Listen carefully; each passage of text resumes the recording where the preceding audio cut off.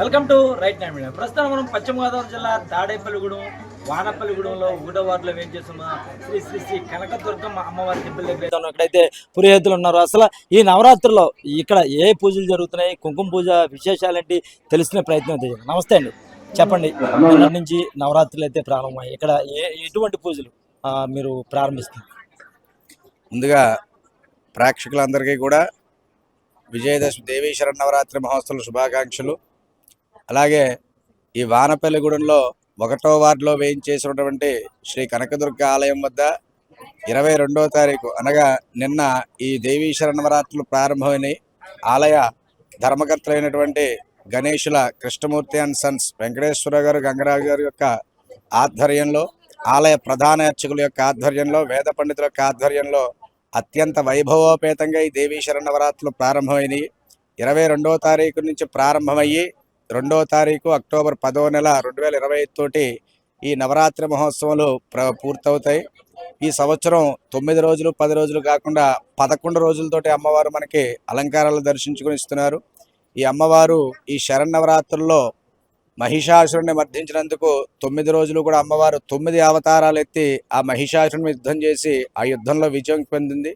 దానికి ప్రత్యామ్నాయంగానే మనకి ఈ శరన్నవరాత్రులు విజయదశమి జరుపుకుంటున్నాం.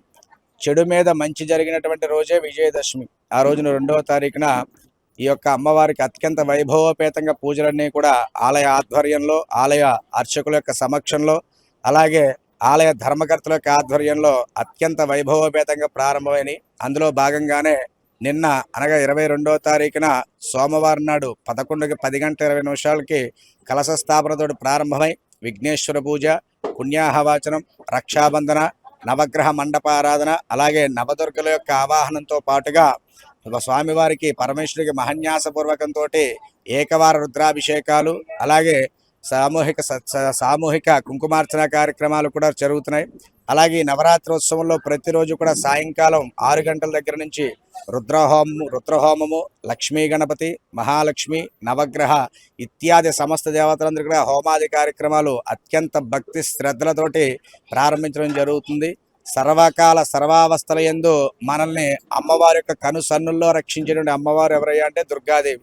ఆ దుర్గాదేవికి ఈ ఆశ్వేజ మాసంలో ఈ శరన్నవరాత్రులు అత్యంత ప్రీతికరం కాబట్టి భక్తులు అందరూ కూడా అధిక సంఖ్యలో పాల్గొని అమ్మవారిని దర్శించుకుని అమ్మవారి యొక్క ఆశీస్సులు పొందుతారని కోరి ప్రార్థిస్తున్నాం. ప్రతిరోజు కూడా 11 గంటల దగ్గర నుంచి మహిళలచే సామూహిక సహస్రనామాలతో కుంకుమార్చన కార్యక్రమం జరుగుతుంది. నిన్నటి రోజు నుంచే కూడా మహిళలు అధిక సంఖ్యలో పాల్గొన్నారు. నిన్న సాయంకాలం వర్షమైనప్పటికీ కూడా భక్తులందరూ కూడా అధిక సంఖ్యలో పాల్గొని ఈ హోమ కార్యక్రమంలో పాల్గొనడం జరిగింది. ఇదే విధంగా ఈ ఆలయంలో జరిగేటటువంటి ప్రతి కార్యక్రమాన్ని కూడా భక్తులందరూ కూడా దిగ్విజయం చేయాల్సిందిగా కోరి ప్రార్థిస్తున్నాం. అయితే మహిళలంతా కూడా ఈ నవరాత్రుల్లో కుంకుమ పూజ చేస్తూ ఉంటారు. అసలు కుంకుమ పూజ చేయడం వల్ల ఉపయోగాలు ఏంటంటారు? అమ్మవారికి అత్యంతకరమైనటువంటి ప్రీతికరమైనటువంటి రంగు ఏదయ్య అంటే ఎరుపు. అమ్మవారికి చాలా ప్రీతికరం.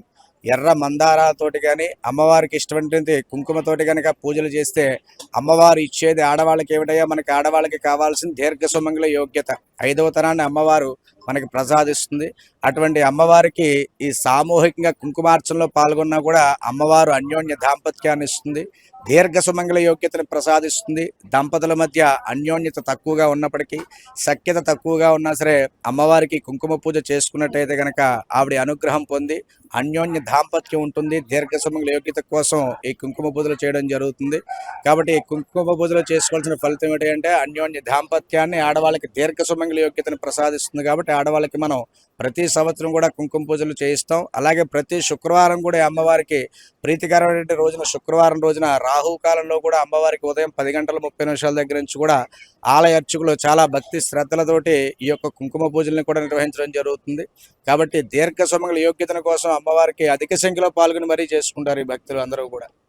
దీనివల్ల 5వ తనాన్ని అన్యోన్య దాంపతిని అమ్మవారు ఇస్తుంది పూజలు చేసుకోవడం ద్వారా తత్ఫలితం. అయితే ఇక్కడ ఆలయ ధర్మకర్త ఉన్నారు, ఆయన కూడా మాట్లాడే ప్రయత్నం చేయాలి. చెప్పండి, ఈ గుడి ఎప్పుడు నిర్మించారు, ఇక్కడ విశిష్టత ఏంటి?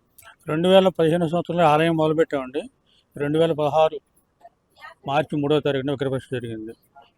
ఆ రోజు నుంచి ఈ రోజు వరకు కూడా అమ్మవారికి భక్తుల సహాయ సహకారాలతోటి మరియు వేద పండితుల యొక్క సహాయ సహకారాలతోటి ఈ యొక్క ఆలయ అభివృద్ధికి నిత్యము మా కుటుంబం మరియు చుట్టుపక్కల పరిసర ప్రాంత ప్రజలు మరియు వేద పండితులు నిత్యము కూడా అమ్మవారికి చేదోడు వాదోడుగా ఉంటూ ఆవిడకి అన్ని రకాలుగా కూడా సేవా కార్యక్రమాలు నిర్వహిస్తూ ప్రజలకు అమ్మవారి యొక్క అనుగ్రహాన్ని కలగాలని మేము అందరం కూడా ఇదే కార్యక్రమాన్ని నిత్యము కొనసాగిస్తూ ఉంటున్నాం. ఇది 9వ సంవత్సరం.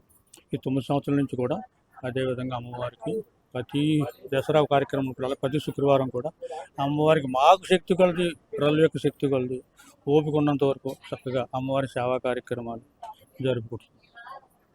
గత 9 సంవత్సరాల నుంచి కూడా అమ్మవారి నవరాత్రులు ఘనంగా నిర్వహిస్తున్నామని, ఈ అమ్మను కొలిస్తే ఏ ఆపద నుంచి అయినా మనల్ని బయట పాడేస్తుందని, అమ్మ ఏ కోరికలు కోరినా వెంటనే తీరుస్తుందని ఇక్కడైతే అందరూ కూడా చెప్తున్నారు. కెమెరామెన్ శ్రీనివాస్తో పొండరి, ఉమ్మడి పశ్చిమ గోదావరి జిల్లా.